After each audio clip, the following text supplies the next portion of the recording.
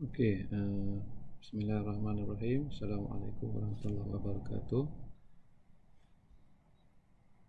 Now we will get into the chapter on combustion for power generation. We start off with the introduction to the fuel system.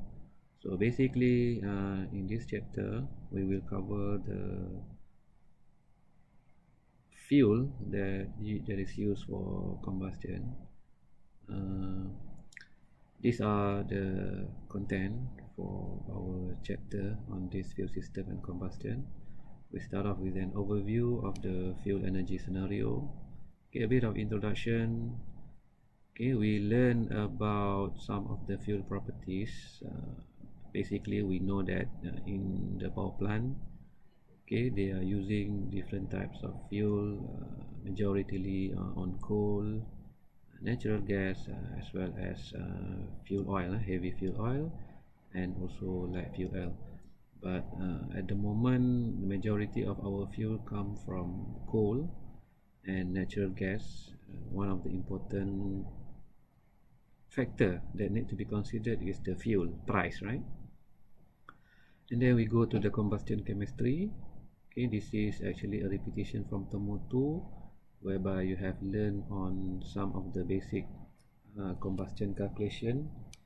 Okay, if you can still recall those stoichiometric combustion, okay, excess air as well as insufficient air conditions, what are the components or what are the product of combustion that needs to be remembered, okay, depending on the types of fuel. Okay, and then before we end the presentation, we'll continue to learn a little bit on the fuel handling system, okay, in the power plant.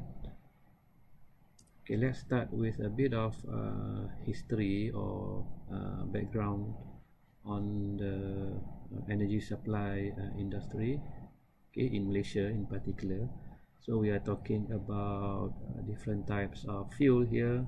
Okay, you can have natural gas, crude oil, coal and coke, okay, biodiesel, hydropower, biomass, biogas, as well as solar.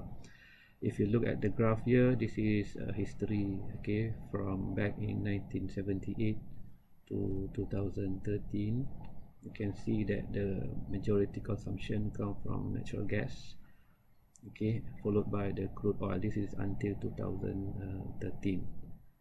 Okay, the remaining types of fuel that you can see from here is actually very minor and very small, and actually they are measuring the consumption here is based on the kiloton of oil equivalent. So when you want to measure energy consumption, okay, since we are having different types of energy source, so it is better for us to consider one standard comparison that can, I mean, at least at the end of the day, we can compare the equivalent amount of energy. So in this case, we are referring to the oil equivalent. So that's why the unit here, we are referring to kiloton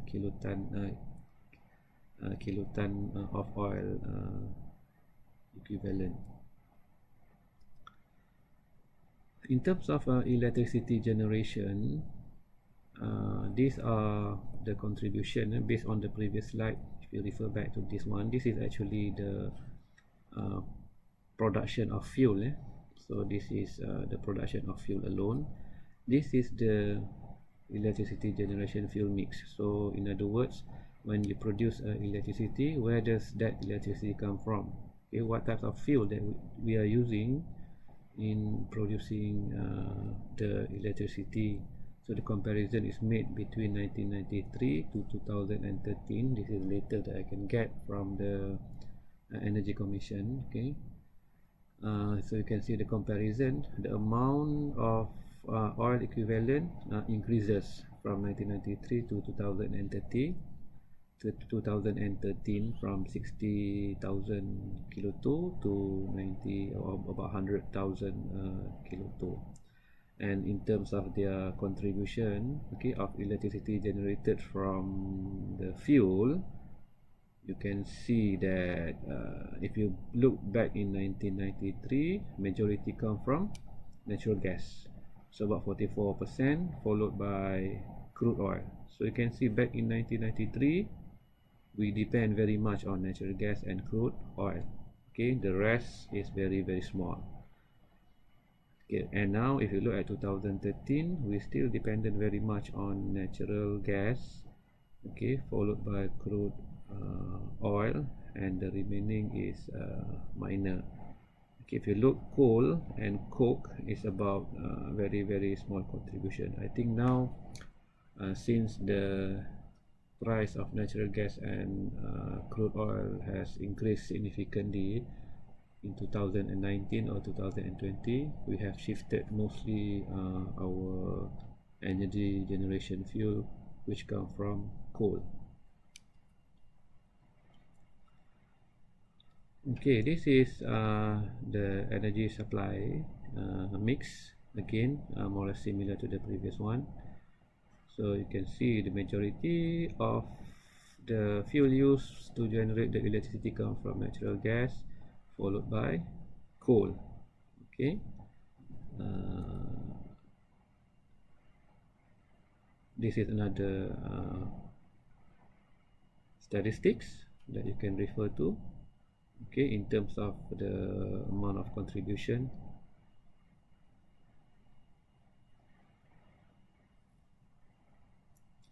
And this one is in terms of the megawatt, okay, according to the fuel in 2014.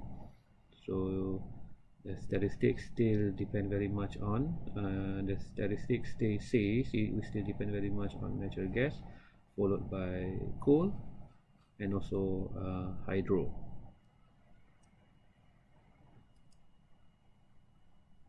Okay, this is another statistic that you might want to refer to in terms of the company or the generators, okay, which contributes to the total generation of electricity. You can see here IPP contributes to the most, that's about 62%, followed by TNB, and the rest is small contribution from renewable energy, okay, cogeneration, the private cogen, public cogen, and last but not least here is the combination of many other operators, a very small contribution from other operators. This is the statistics from Sabah. Okay, 45% come from IPP, followed by the Sabah Electricity Sdn Berhad SESB. In Sarawak, so we have actually this is not SESB, most probably, I mean SASB also contribute about 40%, the majority come from IPP, and now we are having the Sarawak Energy to contribute to the generation of electricity in Sarawak. Okay, let's start with a bit of introduction on the fuel. So we know that fuel is the primary source of energy for power generation. So when you want to produce electricity, we still depend very much on the fuel. So in other words, we are talking about fossil fuel in this case because we are still dependent on combustion. Okay, in order to have a combustion, you have to have a fuel. So in this case, it is very important for us to consider maybe looking at other alternative in the future, as we know that the amount of fuel is currently depleting. Okay, actually fuel, it constitutes to the largest operating cost in the power generation. So when you have a fuel, the cost of electricity that we pay in domestic or in industry, okay, the majority of the cost comes from the cost of paying for the fuel. Okay, so we have major conventional fossil fuel in Malaysia. We have coal, oil, as well as gas. So the three here is the mostly we depend very much on them. Actually, if you look at the statistics also, there are other types of fossil fuel. You can have oil shale, okay, peat, and also oil emulsion. So usually we don't use this that much in Malaysia, but maybe in overseas or in other country they are using this kind of fuel as well. Okay, this is statistics that shows the power plant production cost, okay, against different types of machine that we are using to produce the electricity. So let's have a look here. We have a combined cycle that use natural gas, steam turbine that use coal, okay, steam turbine that use oil. Actually the steam turbine, the coal and oil here, we are referring to the fuel that they use in the boiler, not in the steam turbine. Steam turbine doesn't use any fuel. Okay, the fuel that is actually used for combustion in the boiler that heat up the water to become superheated steam. So these superheated steams in turns will rotate the turbine. Okay, gas turbine, mainly they are using natural gas. There are also gas turbine that use oil. And last but not least here is the nuclear. So we have different mechanism or different types of machine used to generate the electricity. If you look at all the costs, okay, based on gas turbine, based on steam turbine, or based on any combined cycle steam turbine and gas turbine, most of them are actually, I mean, the cost of electricity is actually come from fuel costs, okay, followed by the capital costs in some cases, and also the last one is the operation and maintenance costs, except for nuclear. If you look at the nuclear here, most of the cost for nuclear power plant, it comes from capital. So the capital cost for nuclear is actually contributing major to the price of electricity. So you know, when we are building a nuclear power plant, there are many safety considerations that needs to be taken into account. So in terms of the structure, in terms of the safety, in terms of the fail-safe system, so this contributes to the capital cost of the nuclear power plant. Okay, and then if you look at the nuclear power plant as well, the operation and maintenance cost is also very expensive, such that they are contributing to the majority of the electricity cost. Okay, and the smallest one is actually the fuel cost for the nuclear power plant. So nuclear power plant, it is kind of special as compared to the other types of machine or other types of power plant. Okay, let's have a look at the coal. Okay, coal is actually a hydrocarbon. Okay, it is a solid hydrocarbon product, okay, from formed from prehistoric terrestrial vegetation. So I think we have seen a number of process before on how these are formed. Actually, they are more or less similar to the hydrocarbon fuel, or that I mean that is produced back in thousands of years ago. So if you look at the some illustration here, we have before the dinosaur, many giant plant died in swamps, and this later over million of years the plant were buried underwater and dirt. As time passed, you have heat and pressure, okay, turn the dead plant into some kind of coal, and it happened at a very long time. It takes a very long time to have our hydrocarbon fuel form. Okay, so that is in terms of the history, and then in terms of the properties. So when you have a fuel, for example coal, okay, we need to have some kind of method on how do we estimate the amount of energy that is produced by this coal, as an example, because if you can see, coal, they come from many different countries or many different regions. So coal from, let's say, Australia is very much different as compared to the coal from Indonesia. or South Africa, for example. So because their composition, their conditions, their climate are totally different. So because of that, their analysis or the composition that make up different coal is also different. So actually, in order to determine the amount of heat produced by this coal, we have two methods to do the analysis, which is called the proximate analysis as well as the ultimate analysis. Okay, and then both analyses are presented as mass percent. So when you talk about proximate analysis, you are talking about how many percentage of water, how many percentage of moisture, how many percentage of volatile matter and whatnot. Okay, similarly for the ultimate analysis, it is more specific when we talk about how many percentage of carbon, how many percentage of hydrogen, sulfur, water and many other different species that might form or that might contribute to the coal themselves.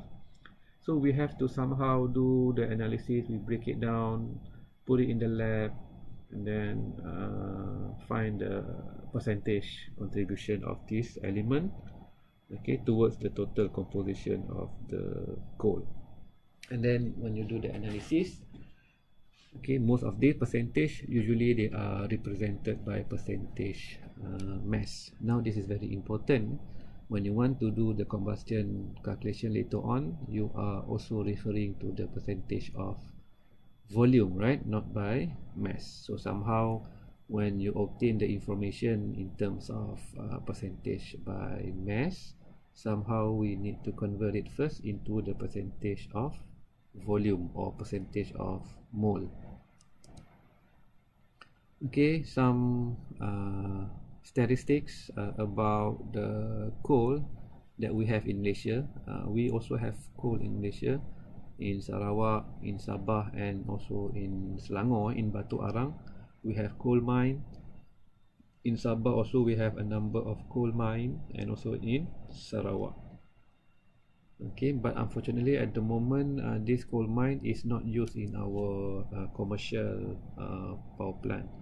Most of them may be utilized for small plant or maybe small industry, okay, that is located very close to the coal mines themselves.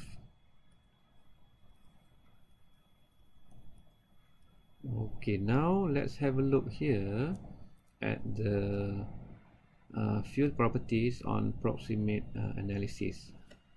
Okay, just now we mentioned that there are two methods at which how we can do the analysis of fuel, okay, or of, to be specific, on coal, which is called the proximate analysis and ultimate analysis. So what are the difference between the proximate and also the ultimate analysis? Now let's have a look here.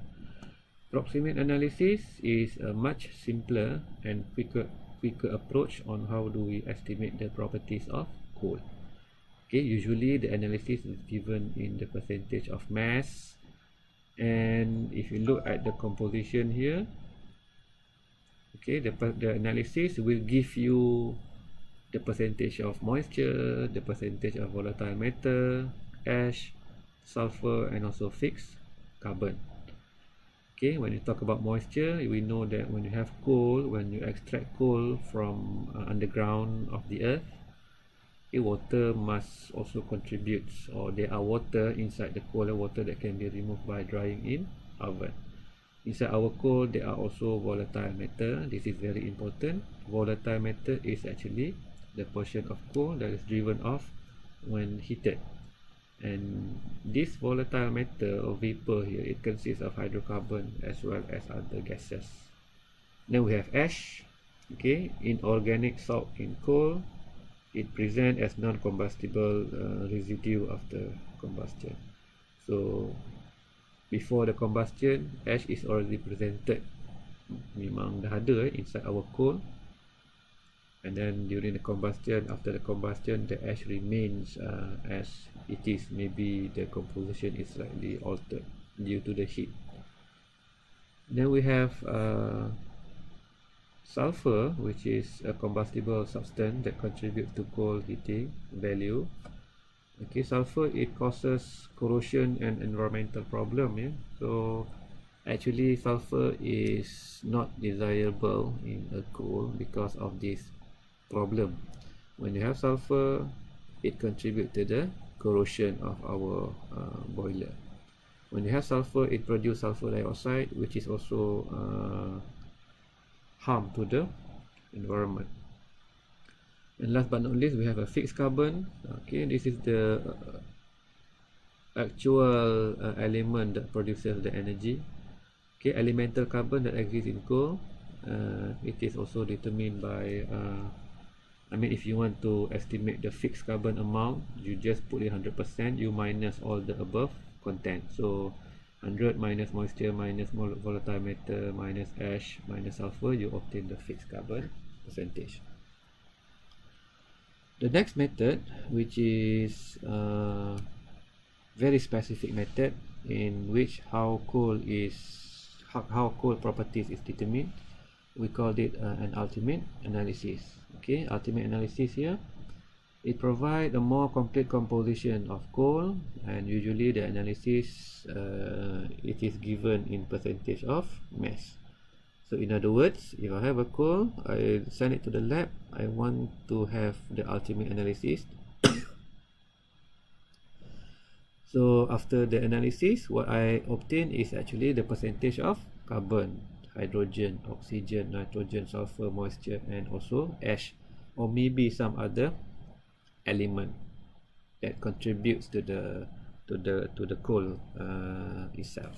Okay, so basically the ultimate analysis is actually more detailed, more specific in terms of giving us the percentage of composition as compared to the approximate analysis.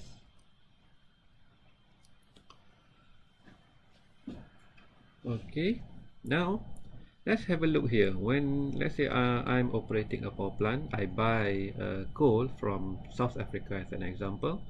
Coal come to my plant through ship. Okay, before I can admit the coal into my plant, I would have looked at the specification of this coal. Okay, and then in this specification, usually these are some of the categories that they use in terms of the analysis that they have done, okay, on their coal before they are submitting it to us. Okay, for example, when I have the analysis, let's say this is the approximate analysis for coal that come from South Africa. The analysis, it mentioned inside the analysis there, this analysis is based on as received, or this analysis is based on as burn, as air dried, or as dry ash free, or as dry mineral matter free. So there are different types of analysis done on this coal, and it is important for us to know what does it mean by this 5 category of analysis. Okay, we look at as received. What does it mean by as received? It means that the coal that come to your plant, okay, the composition given is as received. It include moisture as received at the plant. So when you have the analysis, actually the analysis given to you is based on as received. So it means it include everything. Okay, it include the moisture included, okay, in the plant. And then the analysis is given here that as burn. Okay, as burn means that it include the moisture as it enter the furnace. So that is the meaning of as burn. And then we can also have as air dried, ADB. So when you have as air dried, it means that it does not include moisture. Okay, and then we have as dry, ash free, so it does not include moisture and ash. As dry, ash free. So dry means no moisture, ash free means no ash. And last but not least, here is the as dry mineral matter free. So it does not include moisture, it does not include mineral matter. So that is the meaning of these different types of analysis.